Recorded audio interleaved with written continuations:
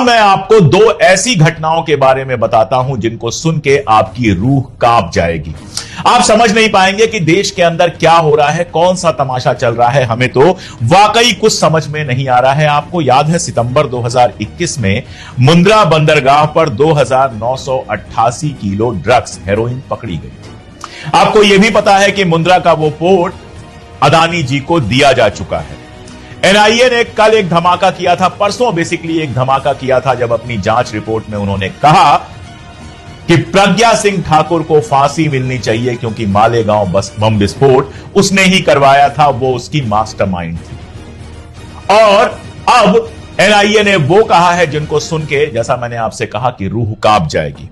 उसका कहना है कि मुंद्रा बंदरगाह पर जो 2988 किलो हेरोइन पकड़ी गई थी, उसको बेचकर उससे मिले पैसों का इस्तेमाल एक आतंकवादी संगठन लश्कर-ए तैयबा की आतंकवादी गतिविधियों को चलाने के लिए किया गया था।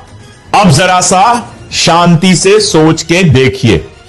मुंद्रा बंदरगाह हमारे देश का बंदरगाह है जिसको चलाने की जिम्मेदारी अडानी के पास है। अडानी को वो बंदरगाह आप कह सकते हैं दे दिया गया है।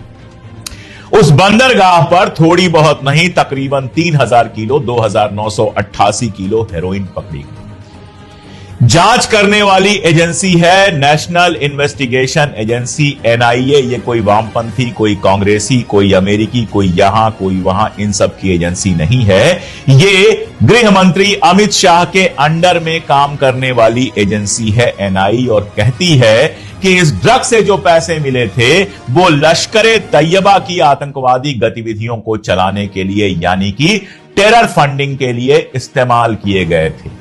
अब कश्मीर में जो हमला हुआ है उसकी जिम्मेदारी किसने ली है?